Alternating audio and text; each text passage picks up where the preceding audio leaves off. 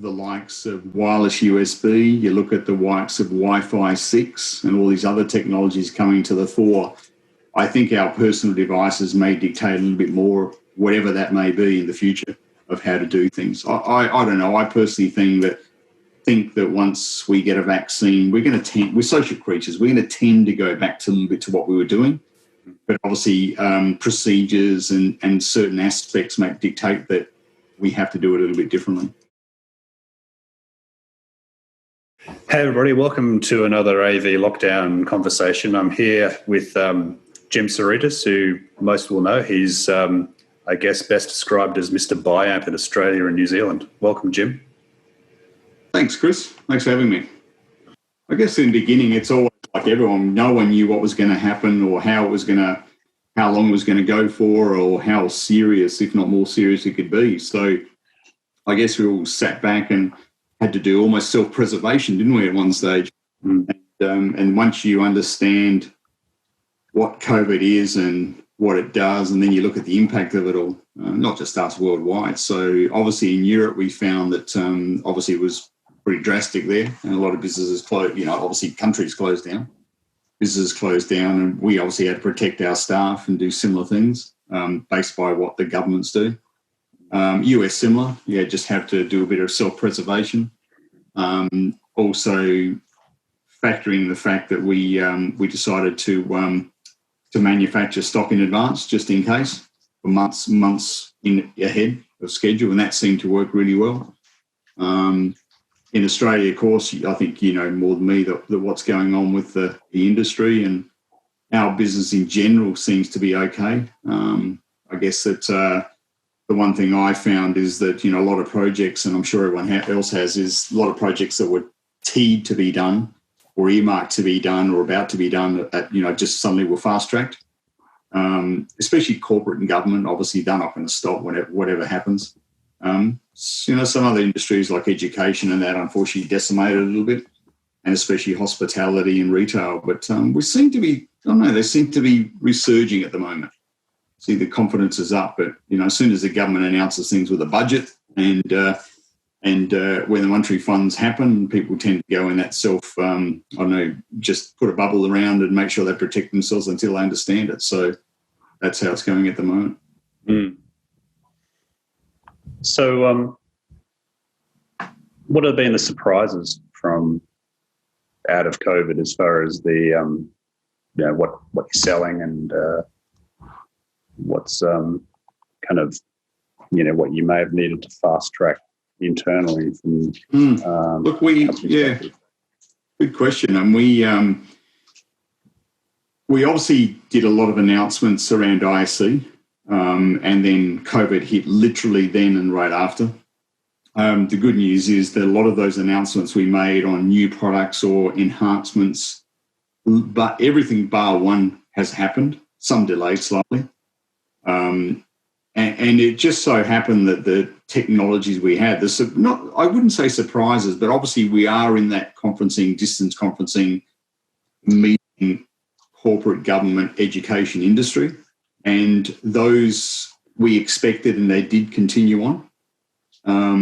The likes of sound masking, even though people weren't in their offices, and I guess every man his dog is telling everyone there's all these, things, blogs and things on LinkedIn, and everyone telling each other how business should operate was interesting. But we found that certain aspects of people, when they go back to business, even now, they're saying, well, what do we need to do to create better environments? Yep. So sound masking is something that we're getting a lot of inquiries about and implementation. I feel that, and I'm sure you've seen this too, that, when people started to work from home and do conferencing through the likes of Teams and Microsoft and whatever other means they use, they then realise all the fallacies of it in terms of poor lighting, obviously poor audio, which is a big thing, multiple microphones, bad, I guess, planning in terms of having children running around or doors open or noise, etc. And so, we're obviously helping with those things, but obviously that's shown an increase and a huge improvement by the likes of Teams and Zoom, improving all their offerings. And so we sit off that to provide that better solution. So we're finding that more and more people are seeing what they've done in the office very, very well with our products in Devio and Tessera, and then saying, well, actually, can we put this in our home environment? Right. That's fascinating, because so I suspected there would be this push to, sort of supercharge or, take your home office to the next level. But I think you're one of the first people I've spoken to who might have more than just a hunch about it.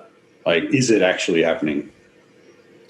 Well, I've had a lot of consultants ask me to loan our product to try in the home office, and because they've used it in the office environment and they've tried it at home and it works. A home office isn't ideal, let's face it. I mean, you want to be in a controlled environment and with your peers and working and everything. But, in this day and age, especially with the COVID, there's now more thought of people working from home and having less retail footprint, or should I say rental footprint, and working at home. So what we found is a lot of people now thinking, okay, well, they used to do things at home part-time. They used to use off-the-shelf, hate to say it, different, cheaper style products, whatever it may be, and now thinking, well, we want a better environment at home. We want to work from home. How do we improve that?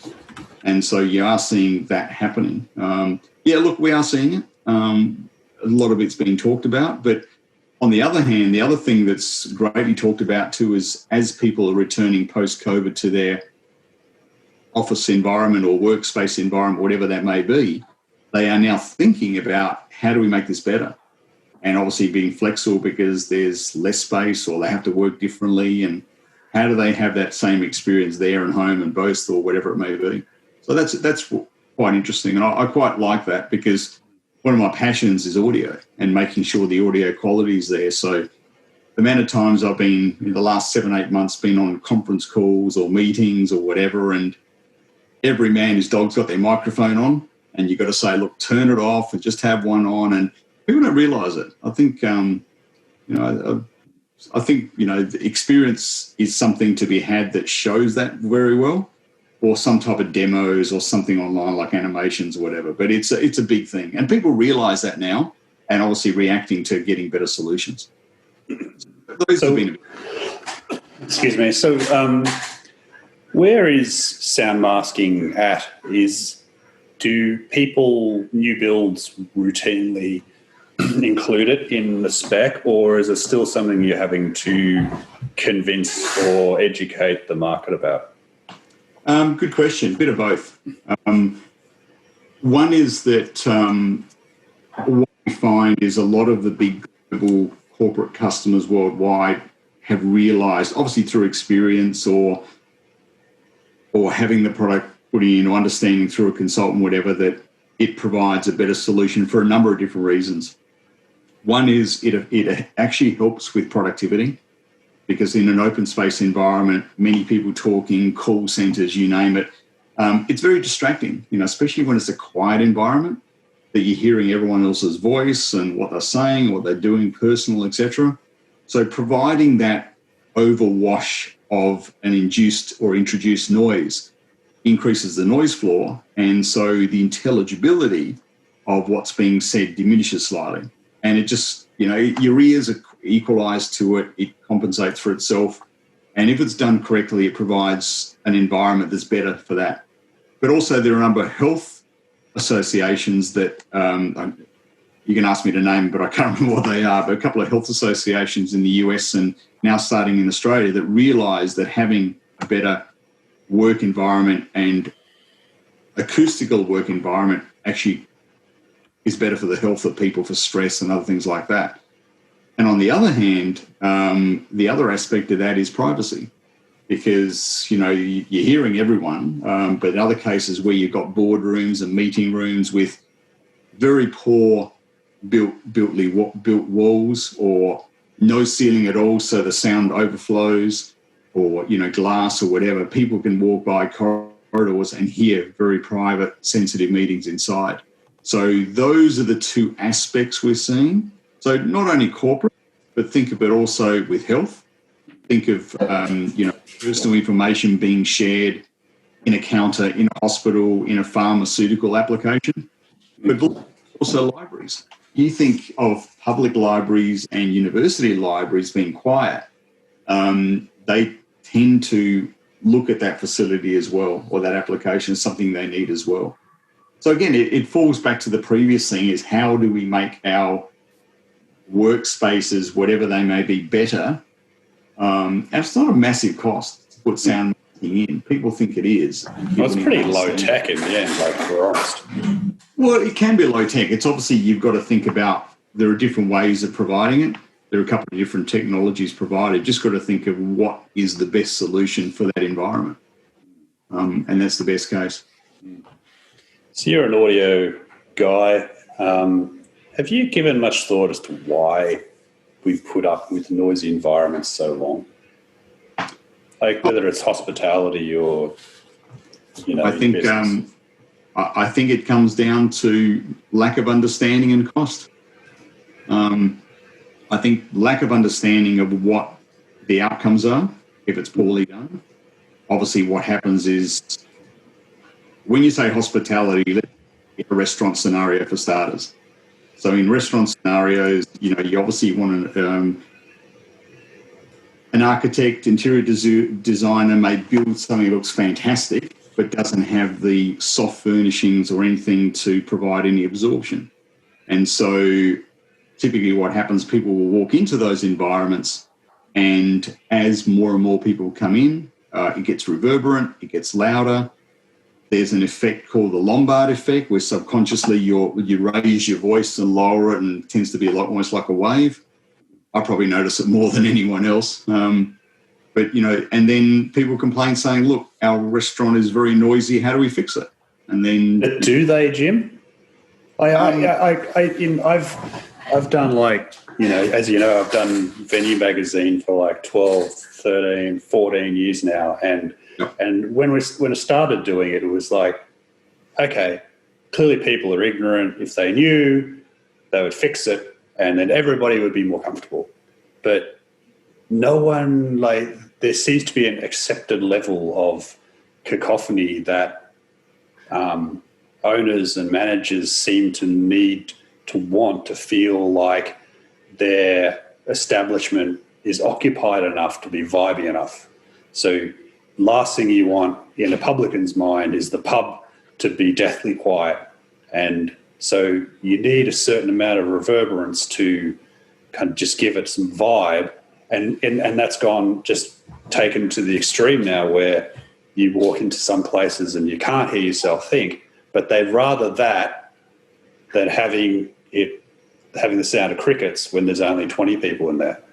Yeah, it is a balance between the two, right? So how do you get that balance between having a great ambient feeling and environment and too quiet, etc.? I agree with you. There is a big balance there. It's almost like someone has to design an active acoustic panel. I hate to say it, but you think about it, how something active might be the way to do it. Well, Myers Constellation has been installed into a couple of super expensive hospitality ventures. And that's what we're talking about in the end, isn't it? Sort of like creating, having a big knob with the word vibe on it and be able to turn it up and down. Yeah, absolutely. You guys should do that. Don't leave it to Maya. You guys should do that. Don't leave it just to Maya. I think we should make something. We'll buy a company or something. I think that's letting the cat out of the bag of the Biamp corporate strategy. Or buy something. Not always. It appears that way, but there's a method.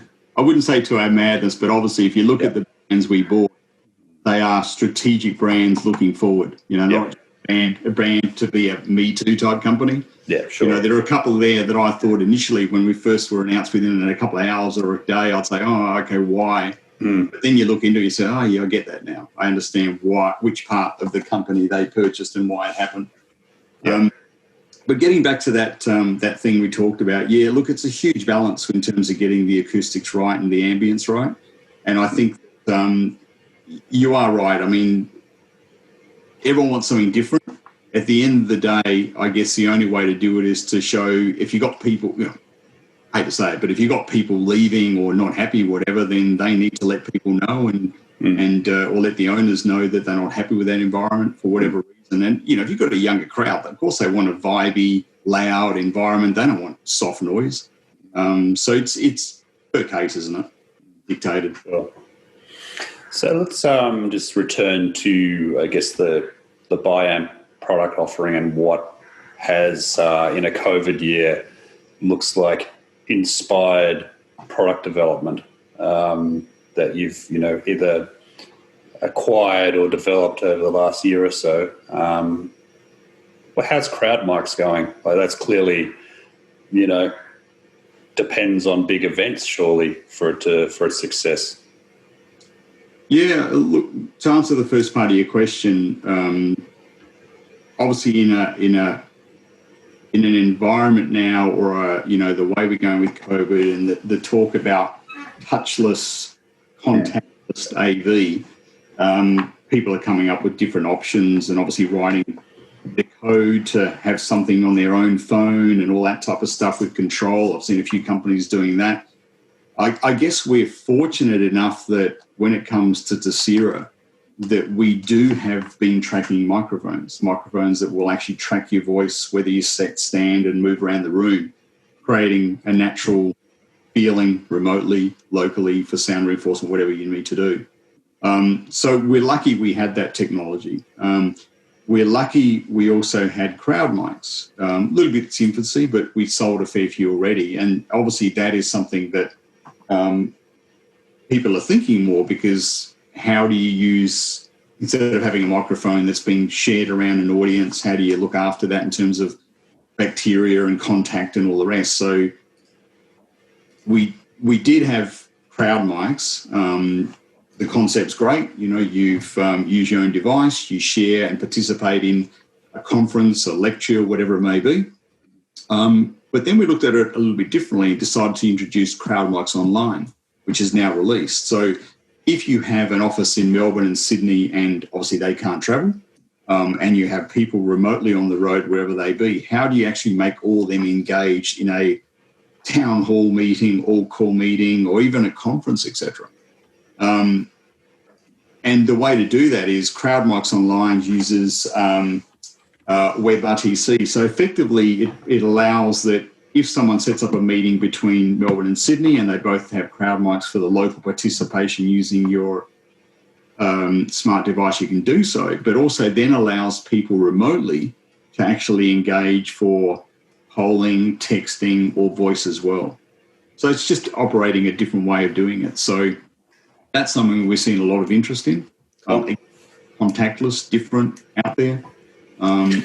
It feels like there's even more emphasis on people's phones now. It's crazy, isn't it? Like, there is. So the phone is now even more indispensable for negotiating life.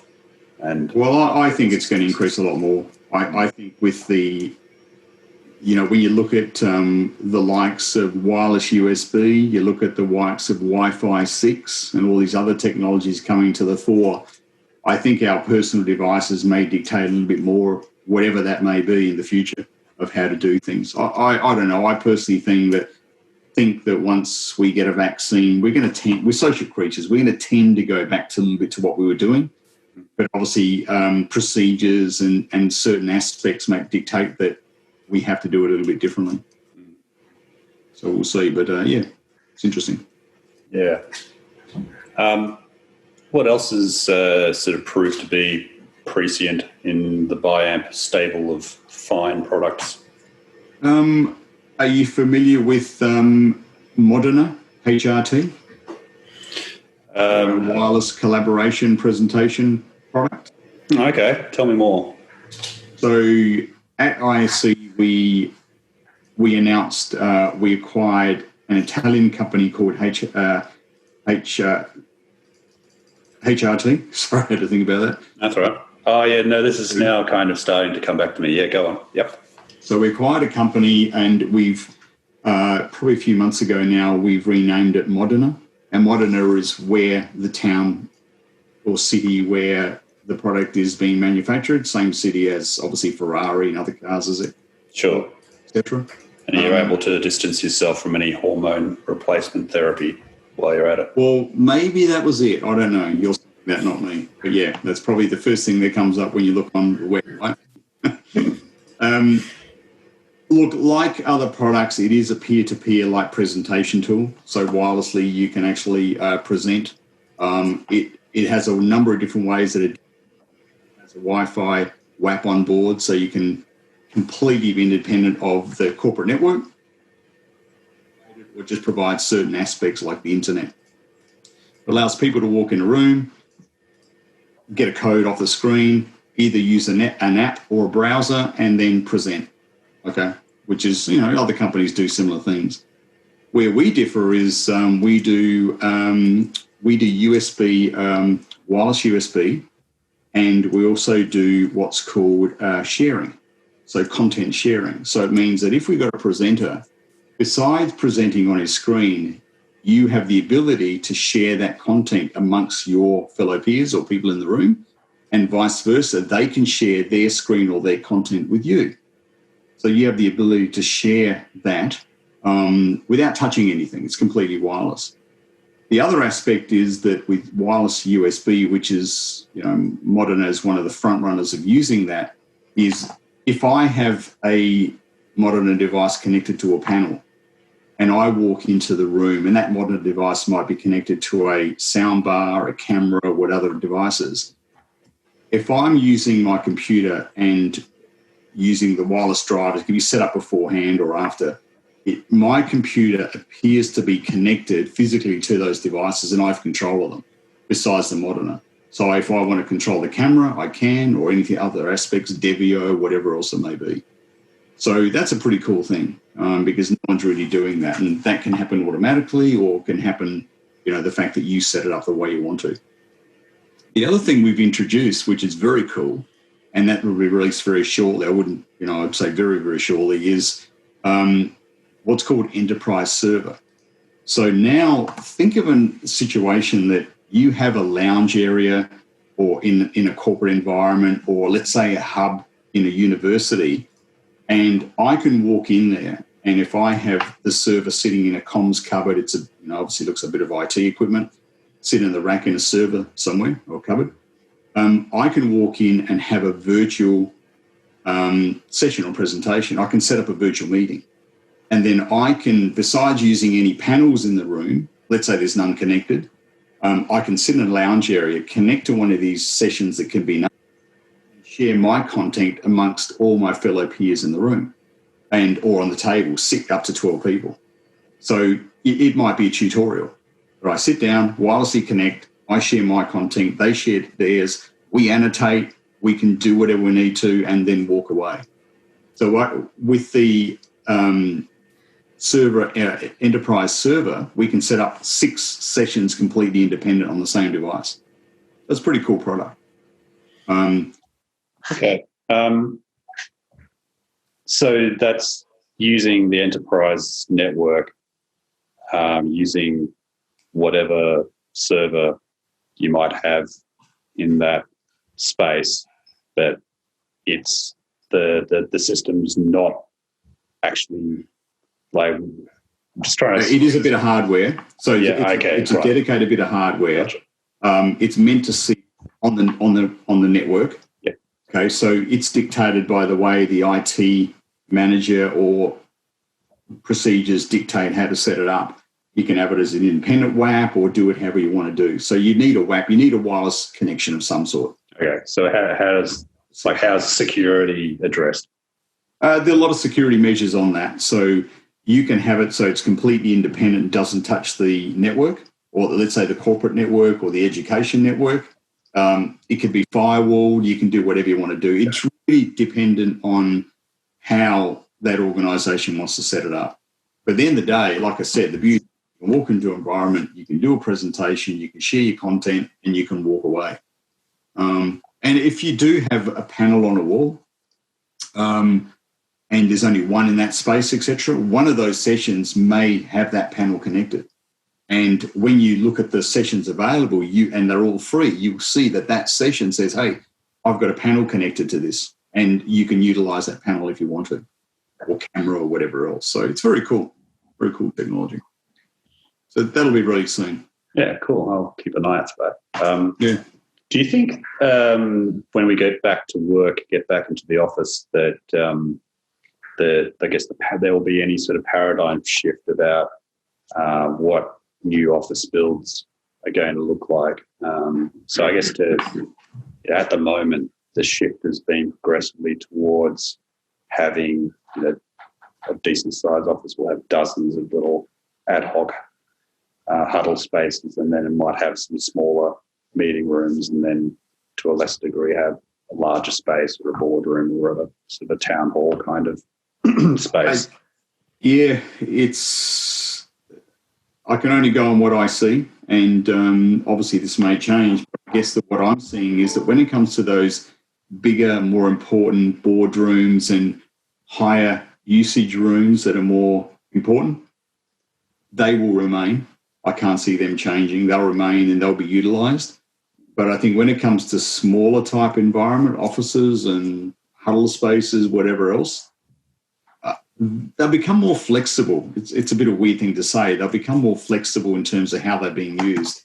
I feel that, one thing that's going to happen is the footprint of organisations is going to drop a little bit, and then they have to adapt to how they do it differently. You said something interesting, like some big organisations will have multiple offices. Is that what you suggest, instead of one big office? I didn't say that just then, but I totally agree with that. I think there's more likely to be sort of different campuses where people live. Yeah, the one thing I've noticed, I'm based in Adelaide, I've actually noticed an increase in co-working spaces, buildings, which is interesting. I've seen 3 new ones here recently.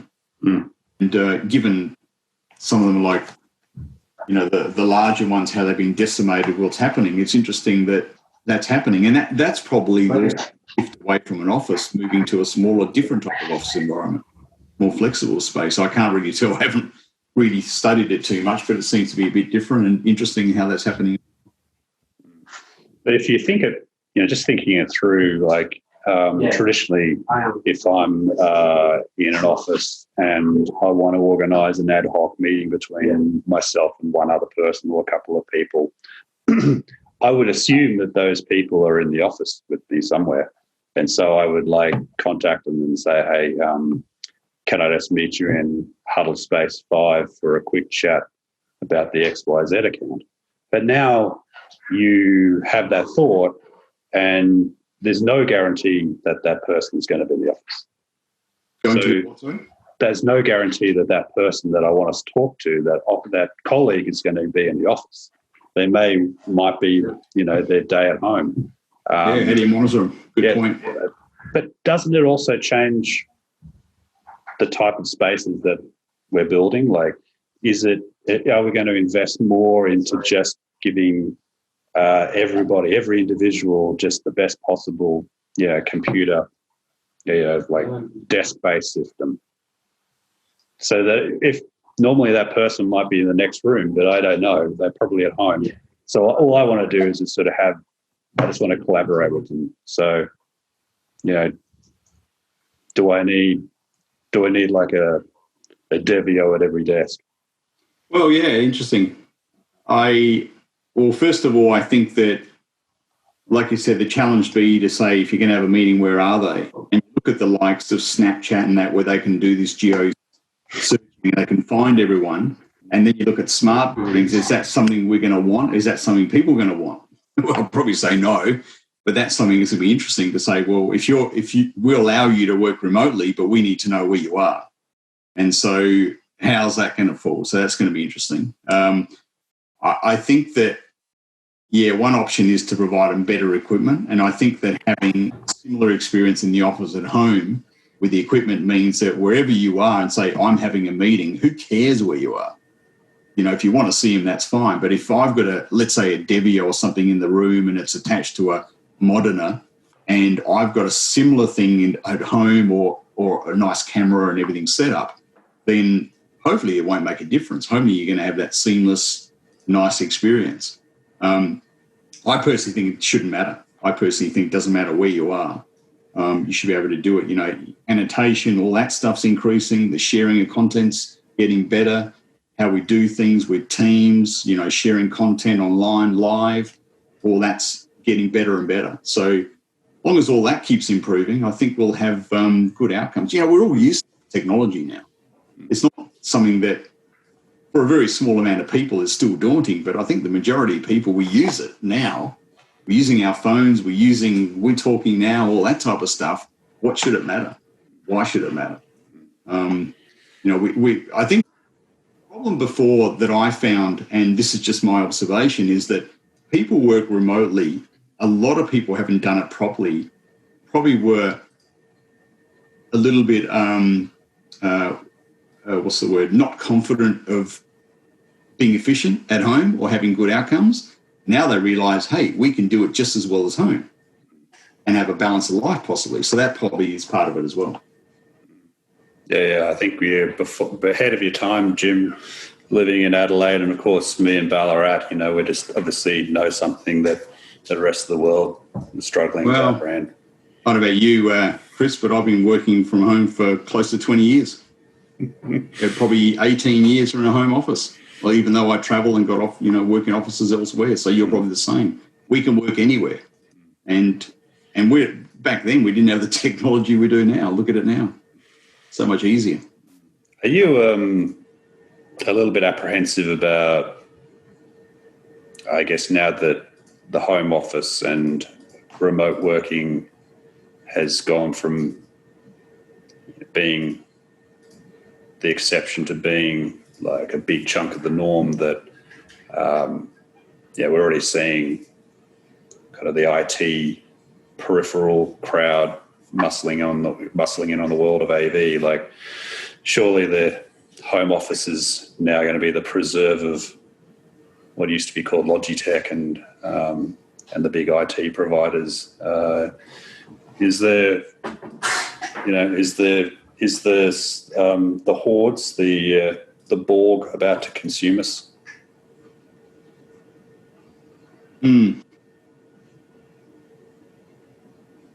Yeah, I haven't really thought about that too much, but it's interesting what you say.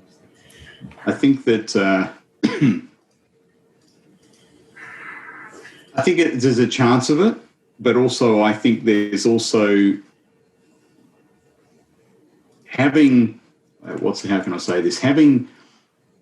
understanding and providing a balance of what we do in terms of our life and working at home, making sure that it's not all consuming in everything it's provided to us. You look at, you know, the likes of some of the technologies out there, they can track you in the room and follow you with a camera or whatever. I think there's a limit to how much of that you want to have in the home office. And obviously the analytics of it all. I get that managers and owners of companies want to track their staff, especially over the remote. But at the end of the day, it's going to be dictated by that person and how good they will utilise that technology, be efficient, and also if it's for them. You know, let's face it, there are people that I know some people that I just cannot see them ever working from a home office just because of their personality and the way they collaborate with others. Yet others may say that if you've got all that technology, embrace it, use it all. You know, it's what you want to do, right? So if you can work from home, less travel, be efficient, do everything in the time span that you can, and then go and enjoy life and do other things or do more work. I don't know. So it's an interesting. I haven't really thought about it too much, but that's a good point. I guess the big offices, the big government offices, and the big higher ed installations. It's easy to look over the horizon and say there's years and years and years of green audio-visual pastures there. You know, it's specialist rooms. They're big budget by necessity. And then if you wave a wand and take 50% of all those people who are accessing those spaces away and put them in their homes, you know, what does that do for commercial AV? Yep. There's got to be a balance. I don't know what that balance percentage is. Yep. I feel that it's going to depend on organisations and how they do their work and what their culture is. I think that the likes of, I hate to say it, the likes of probably banks and some of the corporates will still want to be in offices and do stuff. Education's an interesting one because younger kids these days, so to speak, most people at university, majority are younger. They embrace technology, so they get used to having shoots and everything remotely and recorded, whatever. I don't see that being a big issue. It's an interesting one. I'd answer that, to be honest. Yeah. There's a lot of thought there, isn't there? Yeah.